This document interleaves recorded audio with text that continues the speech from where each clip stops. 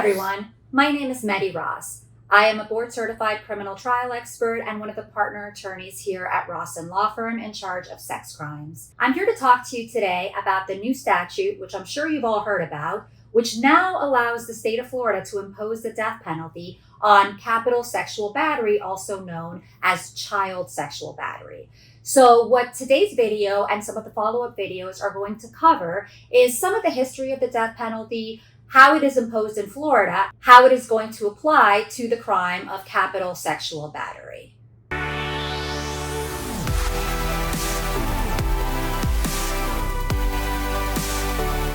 So, we are talking now about the state of Florida being allowed to seek death on cases where no one else died. And there are many people who do believe that a child rape is actually worse. It is worse than a murder. However, historically speaking, the law simply does not agree with that. In fact, in my opinion, this current statute that was just enacted as of October 1st is actually unconstitutional because there are very few states that allow the death penalty on cases where death has not resulted. And we'll go into what those states are.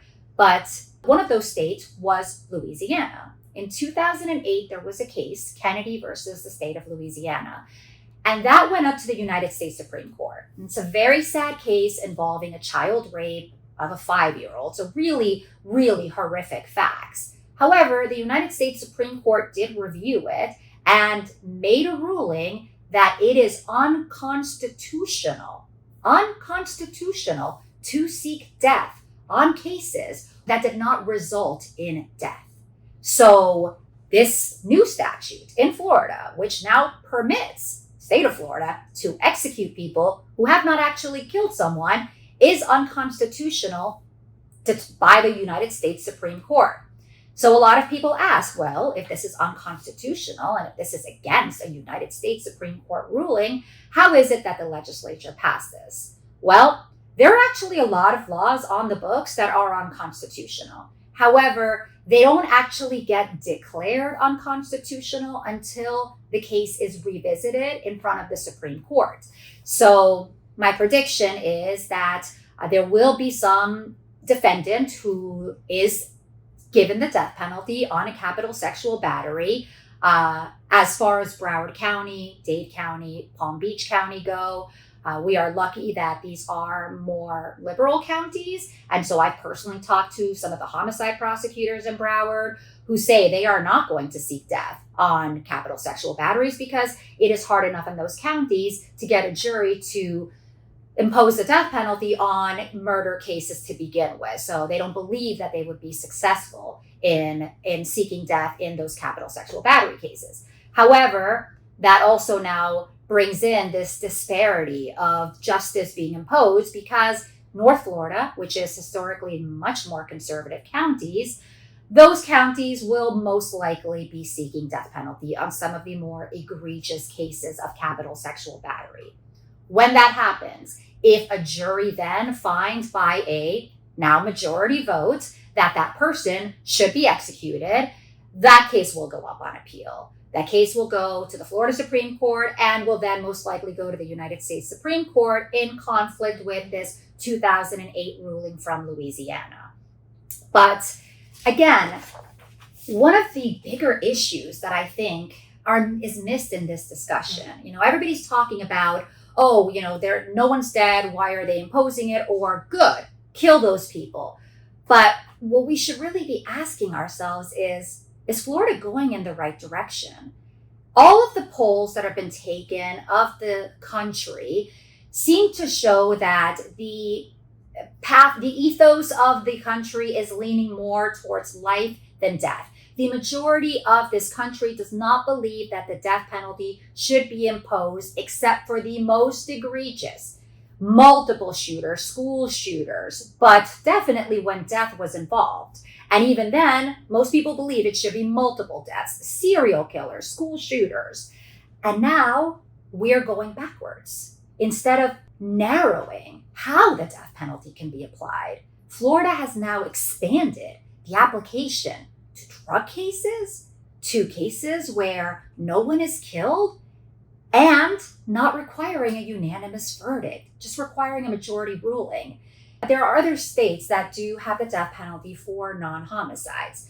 However, in all of those other states, it requires a prior conviction. So for example, Texas, the state can seek the death penalty if it's a second conviction for rape under 14. In Oklahoma, state can also seek death if that defendant has a prior conviction for the sex case. In South Carolina, the state can seek death on child sex cases if it's a repeat offender for victims under the age of 11. Montana also requires a prior conviction of rape of serious bodily injury. Louisiana was the only one, but as we already discussed, in 2008, the United States Supreme Court did find that their statute was unconstitutional because it allowed them to execute people who had not killed anybody.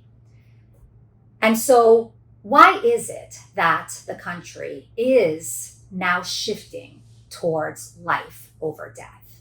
Well, there are several reasons.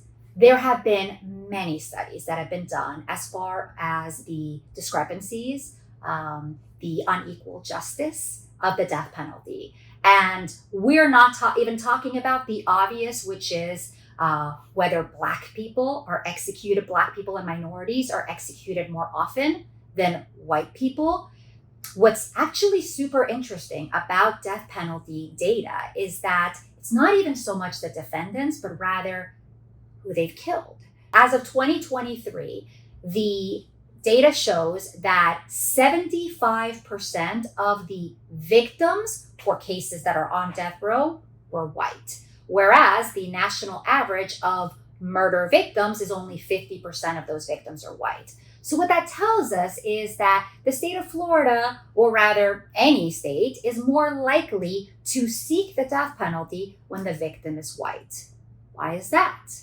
Well, the state cannot seek the death penalty on every case that is eligible. It's simply impossible. It is very expensive to try to execute someone and to try to seek the death penalty. There are 2 trials that are involved, not just the trial phase where the person is found guilty or not guilty, but then there is a whole separate death penalty trial with 12 jurors as well. Those trials can take months. The state of Florida, or any state, simply does not have the resources to seek the death penalty on every case that is eligible. So they're going to pick the cases that they feel they'll be more successful, that they are more likely to get the death penalty on. And those cases happen to be where the victims are white. So there are a lot of racial discrepancies in those cases. But then additionally, one of my biggest concerns now with this death penalty statute being applied to capital sexual batteries is I've tried a lot of capital sexual batteries, and the instance of misidentification in those are very, very high. So with those last thoughts, if you are charged with a capital sexual battery, or if you're charged with any sex crime, the tide is turning and the laws are becoming stricter on all of these cases. I'm a board certified criminal trial expert and head of the sex crimes division here at Rossen Law Firm. So if you are arrested for a sex crime, please feel free to call us.